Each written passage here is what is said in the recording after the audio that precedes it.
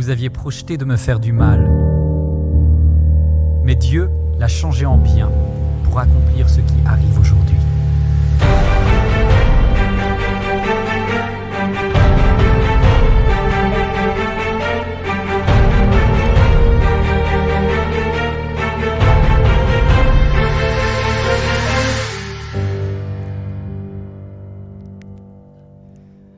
Quelle phrase merveilleuse que cette phrase prononcée par Joseph. Il a à ce moment-là 30 ans, il vient de passer 13 ans d'épreuves insoutenables et il est capable de dire cela, ce que vous aviez projeté pour me faire du mal. Dieu l'a retourné, Dieu l'a changé en bien. Est-ce que c'est pas beau? Est-ce que quelqu'un peut avoir ce recul sur sa vie en disant Seigneur, c'est vrai que tu es le Dieu qui retourne, qui change les choses qui étaient là pour me détruire et tu les retournes en bien. C'est merveilleux. Alors, en fait, il y a un symbole dans ce livre de la Genèse qui nous parle de Joseph à partir du chapitre 37 jusqu'au verset 50. Il y a comme un fil rouge, c'est le fil de la tunique. Et Joseph a été revêtu dans chaque saison de sa vie d'une tunique différente par une autorité différente.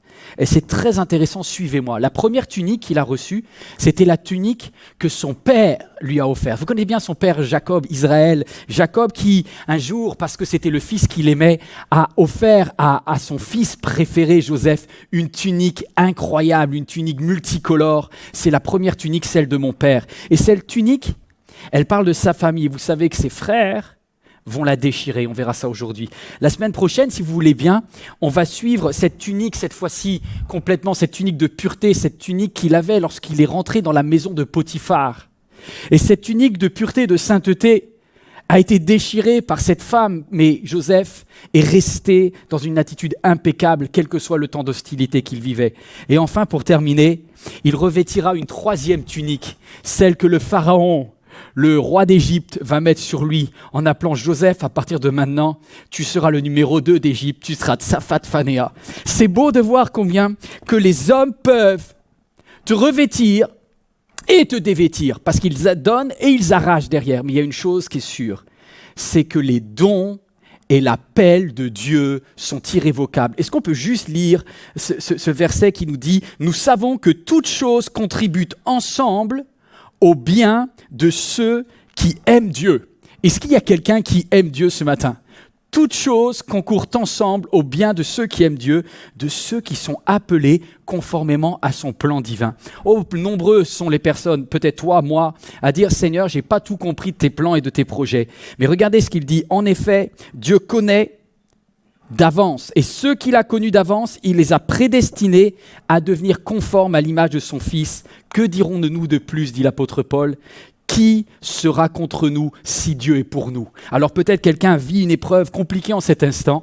Et moi je te dis cette phrase de Dieu pour toi, cette phrase de l'apôtre Paul qu'il a criée, lui qui avait été tabassé, fait naufrage et souffert tellement. Il dit, si Dieu est pour moi, qui sera contre moi?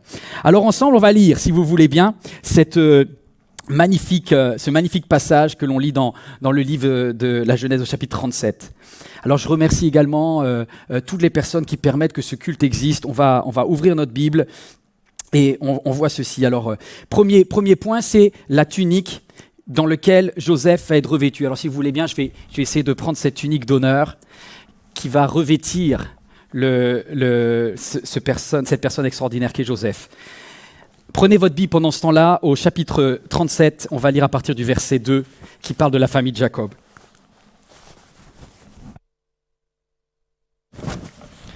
Je me sens tout beau d'un coup.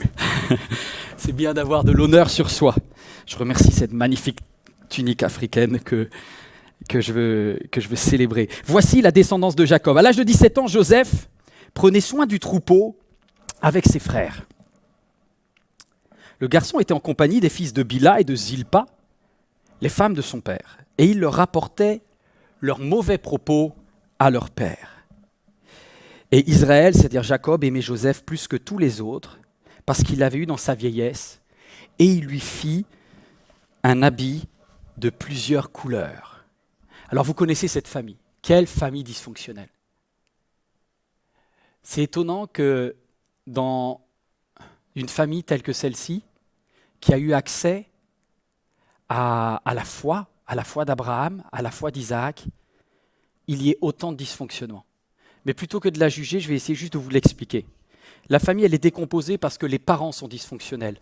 Vous savez que Jacob a épousé une certaine Rachel. Rachel, c'était la fille de Laban. Laban, c'est un homme qui est très très dur, qui n'a pas beaucoup aimé sa fille, qui n'a pas beaucoup aimé sa deuxième fille Léa et qui a fait des manigances. Et au moment où on lit ce passage, Rachel, la maman de Joseph, est déjà décédée. Alors ça explique beaucoup parce que peut-être que le papa, Jacob, va essayer de surcompenser.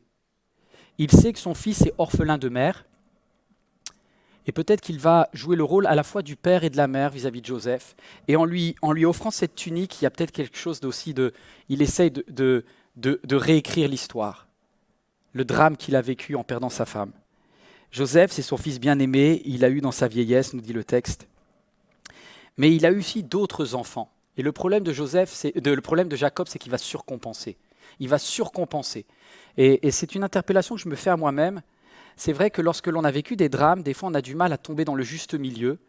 Et dans des familles, il peut y avoir des moments de différence entre les enfants liés à des traumas que l'on a en tant que parent. Ça interpelle peut-être quelqu'un. En tout cas, il a donné beaucoup d'amour à Joseph, mais par contre, il a privé d'autres enfants d'amour. Et ces enfants sont nés dans des circonstances d'ailleurs de colère, de rage, de convoitise, de jalousie. Et si vous regardez les noms, je vous donne juste un des noms d'un des frères de Joseph, Nephtali. Il a été nommé ainsi parce que sa traduction c'est « J'ai lutté divinement contre ma sœur et j'ai gagné ». Vous imaginez, la famille dysfonctionne au point que le nom de Dieu soit utilisé dans des luttes fratricides. Alors du coup, au moment où on lit ce texte, si on analyse là, il y a 3 castes d'enfants, il y a 3 catégories. Il y a la numéro 1, la première classe, celle de Joseph, celui qui est le fils de la femme bien-aimée, décédée maintenant, Rachel. Il y a une deuxième caste, les enfants de Léa, c'est une vraie femme de Jacob. Et ensuite, il y a les femmes esclaves, Bila et Zilpa. Et c'est avec les enfants de ces femmes-là que Joseph est en train de vivre.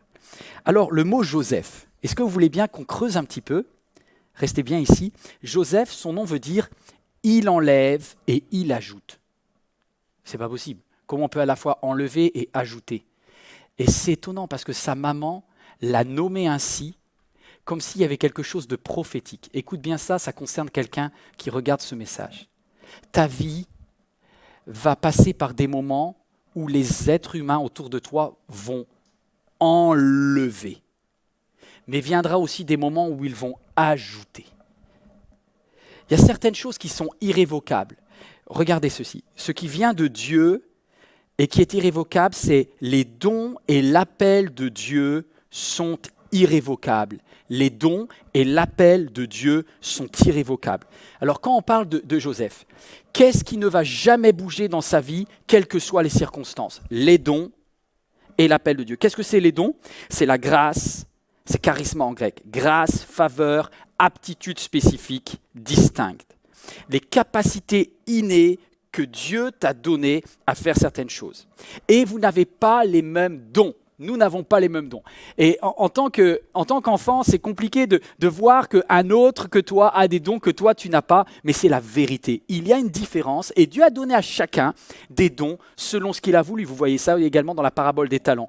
Moi, je sais que quand j'étais petit, j'avais beaucoup d'admiration pour la notion de louer Dieu avec un orgue. J'étais dans une église assez traditionnaliste et il y avait un orgue et je trouvais qu'il n'y avait rien de plus beau que de jouer de l'orgue. Alors j'avais demandé à ma mère de prendre des cours de piano et d'orgue avec la femme qui faisait ça. C'était un échec total.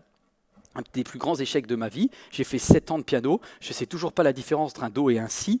J'avais absolument pas l'oreille musicale et en plus j'ai un rythme qui est très très catastrophique. Conclusion, si jamais je me compare mes dons d'un point de vue musicaux et d'un point de vue orgue, je considère que ma vie ne vaut rien. Mais non, parce que j'ai d'autres dons.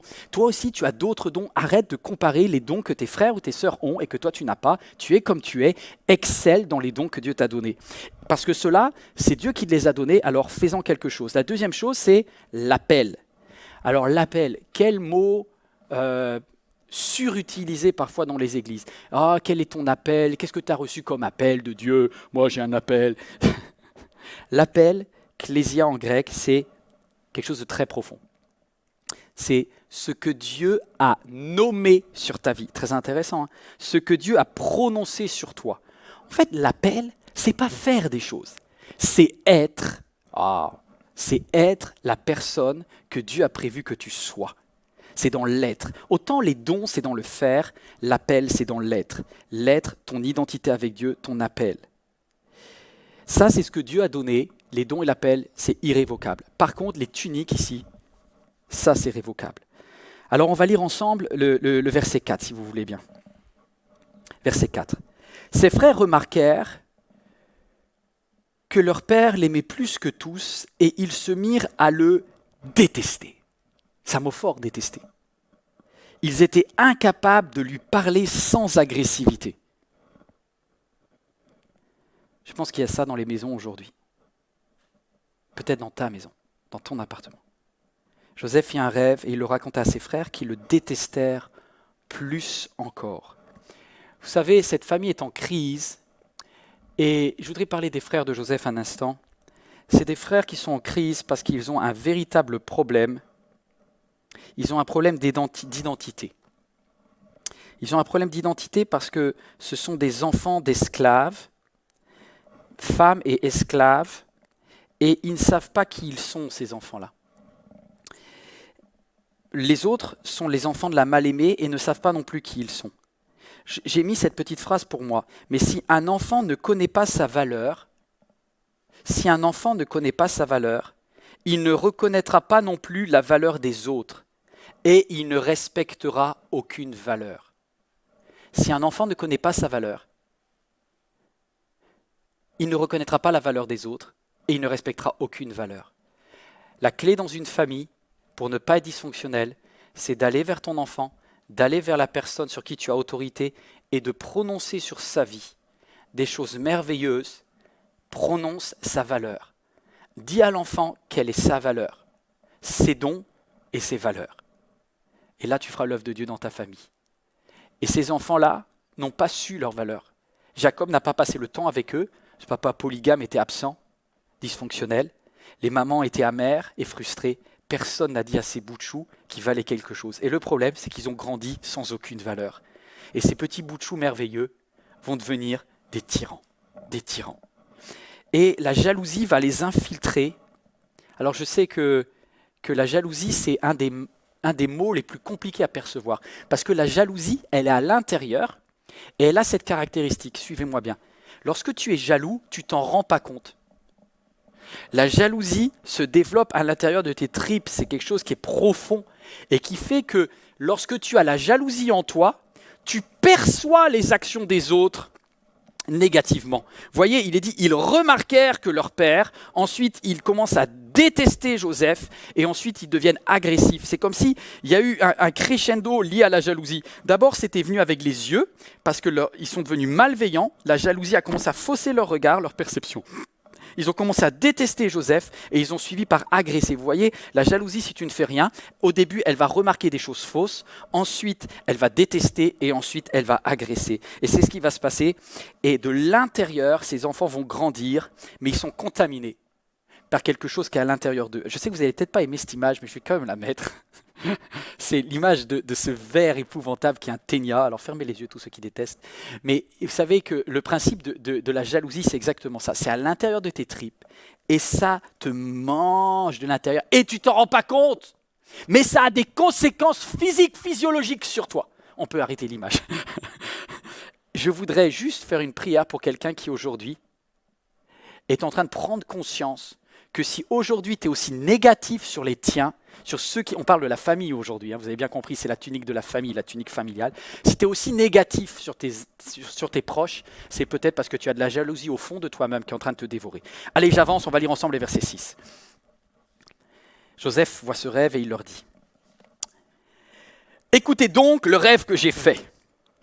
Voici, ma gerbe s'est dressée et elle est même restée debout, alors que vos gerbes l'ont entourée et se sont prosternés devant elle. » Ses frères lui dirent, est-ce que c'est vraiment pour régner sur nous? Est-ce que tu vas nous gouverner? Et il le détestait encore plus à cause des paroles de ses rêves. Joseph fit encore un autre rêve. Il le raconta à ses frères et il leur dit, j'ai fait ce rêve, le soleil, la lune et 11 étoiles se prosternaient devant moi. Il le raconta à son père et à ses frères. Mauvaise idée. Et son père lui fit des reproches et lui dit, que signifie le rêve que tu as fait? Faut-il que nous venions, moi, ta mère et tes frères, nous prosterner jusqu'à terre devant toi? Ses frères se montrèrent jaloux de lui, mais son père garda le souvenir de cela.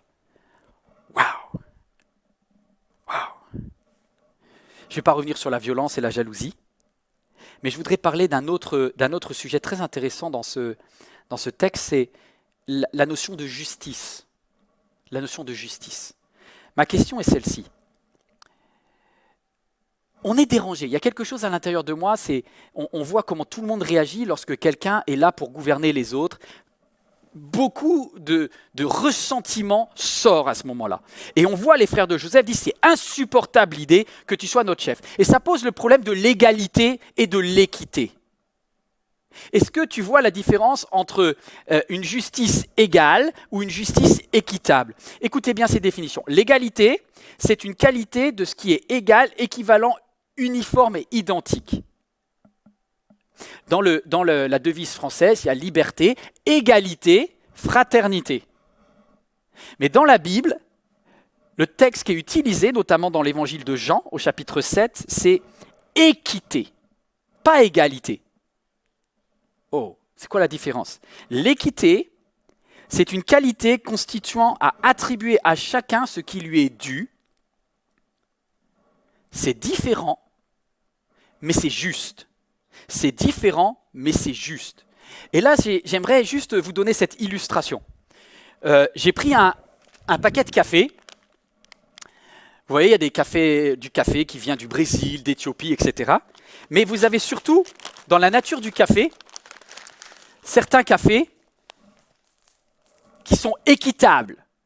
Quand on parle d'un café équitable, c'est qu'il a coûté plus cher à celui qui l'a acheté. Pourquoi un café équitable coûte plus cher? Parce qu'on trouve normal de payer plus si le producteur a fait l'effort de respecter certaines normes environnementales et certaines normes sociales et qu'il a mieux, par exemple, rémunéré les petits producteurs et les travailleurs.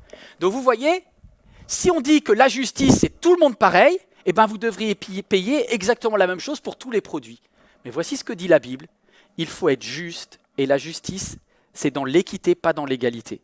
Alors peut-être qu'on est d'accord avec une certaine forme d'équité, qui du coup reconnaît les qualités spécifiques de chacun, ses dons innés et acquis. Moi, en tout cas, ça me parle. En tout cas, c'est ce que dit l'évangile de Jean au chapitre 7. Mais vous voyez, lorsque les frères entendent que Joseph va être au-dessus d'eux, c'est insupportable, ils veulent une égalité. Et le père, jusque-là, ne dit rien. Mais au deuxième rêve, c'est très intéressant. Il y a beaucoup, la Bible, elle va dans la finesse des sentiments. Le papa, tant qu'il entend le premier rêve, où Joseph dit « J'ai vu mes frères s'incliner devant moi », le papa il dit « Ok, c'est normal, de toute façon je t'ai payé la tunique ». Mais dès que Joseph va dire « J'ai vu le soleil, la lune et 11 étoiles », le papa il intervient « Oh, tu veux dire quoi là? Moi là, le soleil, je vais devoir m'incliner ?» Bon déjà, il se prend pour le soleil. Je ne suis pas sûr que ce soit, mais mettons qu'il ait la bonne interprétation. En tout cas, papa Jacob, monsieur le soleil, il ne supporte pas l'idée que lui s'incline. Donc c'est étonnant, c'est que des fois on est d'accord qu'il y ait de l'équité pour les autres, mais quand on est touché, quand ça nous impacte nous, égalité! La Bible dit, considérez les autres comme supérieurs à vous-même. Je ne vais pas plus loin. C'est dur à vivre, hein. C'est dur à vivre, mais je peux vous dire que cette réalité va provoquer tellement de douleur dans la famille de Joseph, parce qu'il avait un appel à être supérieur. Mais c'était difficile à accepter pour les autres. Waouh! Maintenant, je voudrais juste vous dire, si vous connaissiez le prix de l'appel de Joseph, peut-être que vous ne l'envierez pas de la même façon que vous l'enviez. S'il y a quelqu'un qui est au-dessus de vous, je voudrais juste que vous réalisiez le prix qu'il paye pour cela. et peut-être ces pleurs dans le secret que vous ne voyez pas. Il y a peut-être quelqu'un de votre famille qui est au-dessus de vous et que vous admirez. Et moi, je vous invite juste à lui envoyer peut-être un message et lui dire « Ma chérie, j'ai eu aucune idée de toutes les épreuves et de tout le travail, tous les efforts que tu fais et ce par quoi tu passes maintenant. » En tout cas, juste une chose pour Joseph, avant d'aller plus loin, je me dis, est-ce que c'est le bon timing? Est-ce qu'il aurait dû leur raconter cela? Des fois, lorsque Dieu nous donne une révélation, on est tellement enthousiaste qu'on s'enflamme et on ne se rend pas compte que c'est juste insupportable pour les autres. Et ce n'est pas une faute de la part de Joseph, c'est juste peut-être un manque de sagesse. Il est jeune à l'époque, il a 17 ans. Si c'était à refaire, il ne le ferait peut-être pas. Mais il vient avec beaucoup de naïveté, il leur dit, voilà, j'ai vu ça. C'est dur, hein? Et ils vont le détester pour ça. La Bible dit, lorsque tu donnes une prophétie, elle doit édifier, consoler ou exhorter. Si tu donnes une parole à quelqu'un, passe toujours ce crible-là. Est-ce que ça édifie? Est-ce que ça va construire la personne? Est-ce que ça va consoler la personne? Est-ce que ça va l'amener à faire le bien? Si ce n'est pas le cas, évite. Allez, on lit ensemble. Deuxième partie, dévêtu par mes frères. Dévêtu par mes frères. Les frères de Joseph étaient allés s'occuper du troupeau de leur père à Sichem. Israël, c'est-à-dire Jacob, dit à Joseph, « Tes frères ne s'occupent-ils pas du troupeau qui est à Sichem? Vas-y, je veux t'envoyer vers eux. » Joseph répondit, « Me voici. » Israël lui dit, « Va donc voir si tes frères sont en bonne santé et si le troupeau est en bon état. Et tu m'en rapporteras des nouvelles. » Et il le fit partir dans la vallée d'Hébron. C'est son père qui l'a envoyé. Joseph se rendit à Sichem. Mais là, un homme le rencontra, alors qu'il errait dans la campagne. Et cet homme lui demanda, « Que cherches-tu » Joseph répondit, « Ce sont mes frères que je cherche. Dis-moi donc où ils gardent le troupeau. » Et l'homme lui dit, « Ils sont partis d'ici. En effet, je les ai entendus dire, allons à Dothan. » Joseph partit sur les traces de ses frères et les trouva à Dothan. Il y a quelque chose qui me donne envie de crier dans ce texte. N'y va pas. Est-ce que vous aviez pensé un instant si c'était possible de réécrire les moments les plus durs de votre vie? N'y va pas. Maintenant que tu sais ce qui s'est passé, j'aurais envie de crier à cet enfant, n'y va pas. Peut-être quelqu'un qui est passé par une situation d'abus, quelqu'un qui est passé par... Tu as envie de crier à la petite fille que tu étais, n'y va pas. Ah, ça pique. En tout cas, comme un agneau qu'on mène à l'abattoir, c'est pas lui qui a voulu y aller, Joseph. Je veux dire 3 choses sur Joseph à ce moment-là. C'est son père qui l'envoie. L'idée vient pas de lui. Et c'était très généreux. Son père a simplement dit, je veux que tu prennes soin de tes frères. Donc c'est son père qui l'a envoyé. La deuxième chose, et Joseph d'ailleurs a dit oui, magnifiquement. Deuxième chose, alors qu'il aurait dû rebrousser chemin, un homme providentiel, dont on ne connaît pas le prénom, lui a donné l'information de faire 20 km de plus pour aller à Dothan. C'est-à-dire que si cet homme n'avait jamais existé, Joseph serait resté et revenu chez lui, il n'aurait jamais été esclave. Waouh! Et enfin, je pense à Joseph, parce que quand cet homme lui a dit « Tes frères sont 20 km plus haut », soit une énorme journée de marche sous un soleil de plomb, à l'époque de la sécheresse, puisque c'est l'époque où les puits sont asséchés en Israël. Et Joseph se dit « Bon, allez, je vais faire un effort de plus. Je vais faire plaisir à mon père, je vais prendre soin de mes frères. Dieu m'a peut-être envoyé cet homme providentiel pour justement me demander d'aller les bénir. Bon, je vais y aller. » Et Joseph va faire ses 20 km de plus. Peut-être quelqu'un dira c'est 20 km de trop. Et alors, du coup, il y a quelque chose en moi qui me dit et si il ne l'avait pas fait? Vous savez, peut-être quelqu'un a eu l'impression que lorsque tu allais vers là, lorsque tu t'engageais dans cette voie sentimentale, lorsque tu t'engageais par rapport à ce travail, lorsque tu t'engageais par rapport à ce déménagement, tu avais l'impression que Dieu était celui qui avait ordonné tes pas, que le Père t'avait dit d'y aller, qu'un homme providentiel, qu'une personne providentielle était venue sur ton chemin, et tu étais prêt à faire même les efforts. Et moi je me rappelle que c'est terrible quand on a l'impression que c'est Dieu qui nous envoie dans le mur. Que c'est Dieu qui, quelque part, nous fait accélérer presque pour qu'on... Ah, c'est insupportable. Lorsque j'ai passé pour la première fois mon permis, parce que comme beaucoup, j'ai pas eu mon permis de la première fois, j'étais en train de conduire la voiture de l'auto-école, j'avais l'inspecteur à l'arrière, et il était, à cette époque-là, le permis, la conduite durait 20 minutes. Et j'étais arrivé à la 19e minute. À la 19e minute. Et là, l'inspecteur qui nous dirige depuis la voiture et qui dit « Prenez à droite, monsieur ». Et il me dit « Prendre à droite ». Et à droite, c'était une route que j'avais fait de nombreuses fois. Cette route, je l'avais déjà empruntée, je la connaissais par cœur. Vous savez, c'est agréable quand tu connais la route, tu es beaucoup moins stressé, tu es apaisé. Alors dans mon cœur, vu qu'il était la 19e minute du permis, j'ai commencé à louer. Donc j'ai pas fermé les yeux non plus quand même, faut pas abuser, mais j'étais en train de louer, je dis Seigneur, je te remercie parce que tu as envoyé cette chose providentielle qui me conduit sur une route que je connais, alléluia, merci pour le permis que tu me donnes aujourd'hui. Et là, boum, je sens l'inspecteur qui freine sur la pédale et je m'arrête, j'étais en train de louer, je suis à l'ouest, je dis qu'est-ce qui se passe? Et il me dit monsieur, vous avez raté le céder le passage. Vous descendez de la voiture, vous vous mettez à l'arrière, on se reverra une autre fois. Mais je me dis, mais je me suis fait arnaquer sur mon temps de louange. Je me suis fait voler. Moi, j'ai cru que Dieu était en train de me dire, regarde, célèbre ta bénédiction. Waouh! Vous êtes là? Je ne sais pas si ça parle à quelqu'un. Vous pouvez mettre des messages si vous êtes sur Internet. Il y a des pasteurs qui vont aussi vous aider à gérer ce sentiment d'arnaque. Et il y a deux possibilités. Écoute ça. Tu as deux façons de réagir à ça. Soit tu vas ruminer. Soit tu vas ruminer avec une lecture négative. Tu vas rester sur le passé et tu vas dire « Dieu, pourquoi tu as permis que mon père m'envoie à l'abattoir? Dieu, pourquoi tu as permis que cet homme providentiel, alors que j'allais faire demi-tour, me dise de continuer? Pourquoi tu m'as permis de faire les efforts que j'aurais jamais dû faire ?» Ça, c'est une lecture négative. Et si tu fais ça, ça va manger tes forces, ça va assécher ta vie. Il y a une lecture positive de ce texte. Vous allez me dire, dis donc, faut chercher pour trouver une lecture positive. Si, il y a une lecture positive, écoutez bien. Dans cette scène, je vois deux qualités de Joseph. La première, c'est qu'il est hyper serviable. Son père lui a demandé d'aller prendre soin de ses frères. À l'instant même, il a dit « Me voici, envoie-moi ». Joseph est quelqu'un de serviable. Il était serviable. Il est serviable. Il sera serviable.